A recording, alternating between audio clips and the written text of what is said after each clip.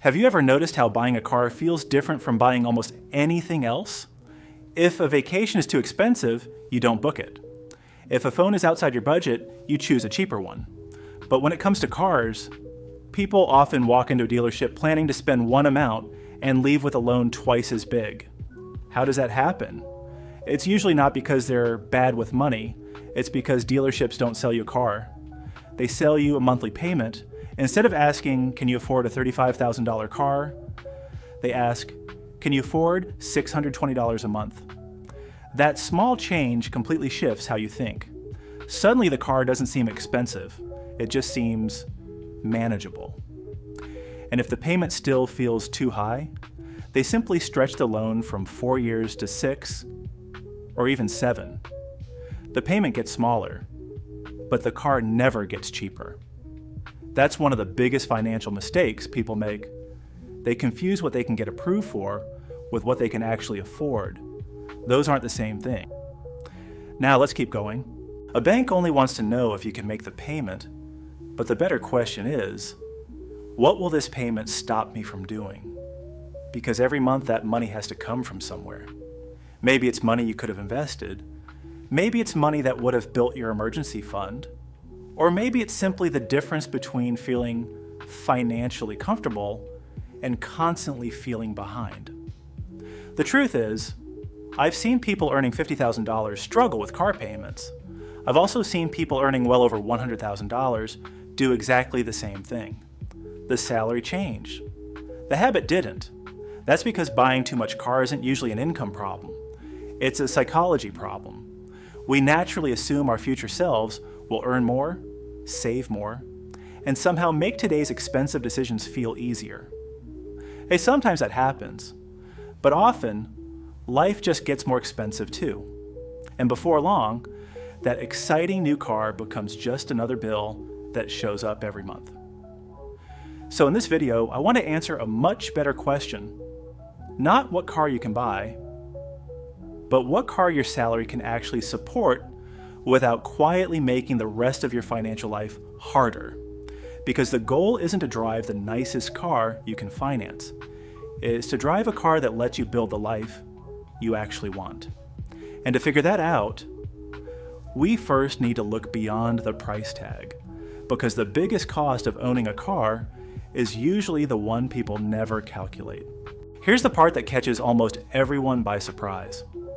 The sticker price isn't what makes a car expensive. It's everything that comes after you buy it. Most people focus on one number, the monthly payment.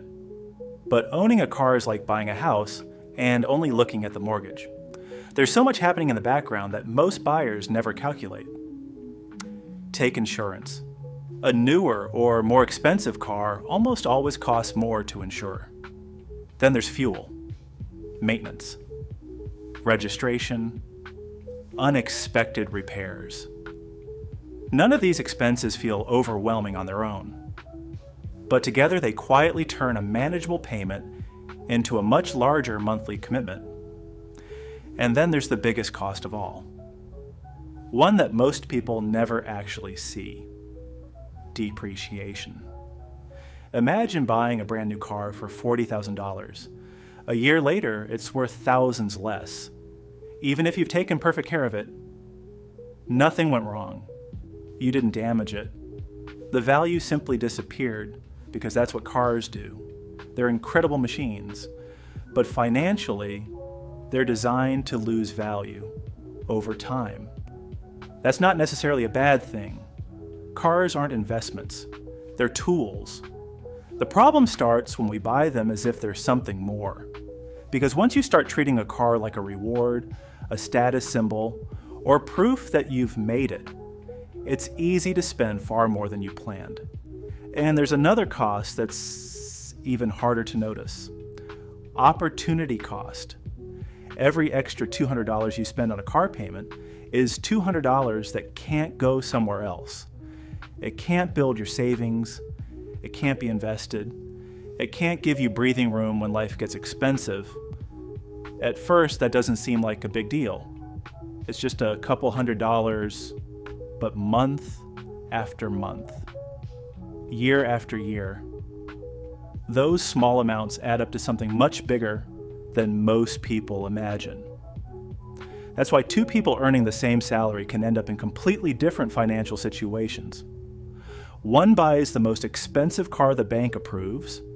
The other buys something reliable that leaves room in their budget. From the outside, the first person often looks more successful. But 10 years later, the second person may have far more savings, less debt, and a lot more financial freedom. And that's the interesting thing about cars. They create a very visible image while hiding an invisible cost. The nice car is easy for everyone to notice. The investment account quietly growing in the background isn't. That's why it's so easy to believe someone is doing well financially just because of what they're driving. In reality, you never know.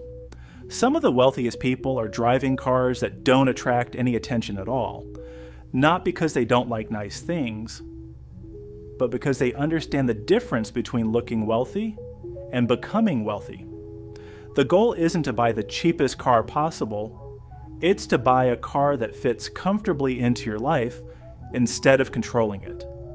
Because once your car starts deciding what vacations you can take, how much you can save, or whether an unexpected bill becomes a financial emergency, it's no longer just transportation. It's become a financial burden. And that's exactly why your salary matters. Not because it tells you what the bank will lend you, but because it helps you decide what payment allows you to keep moving forward instead of just keeping up. So let's put real numbers to it. If you earn $50,000 or $75,000 or even well into six figures, how much car actually makes sense? The answer is probably lower than most people expect. So let's answer the question that probably brought you here. How much car can you actually afford? There isn't one perfect number. Your housing costs, debt, and financial goals all matter. But there are some simple guidelines that can keep you from buying more car than your salary can comfortably support. If you earn around $50,000 a year, your priority should be reliable transportation.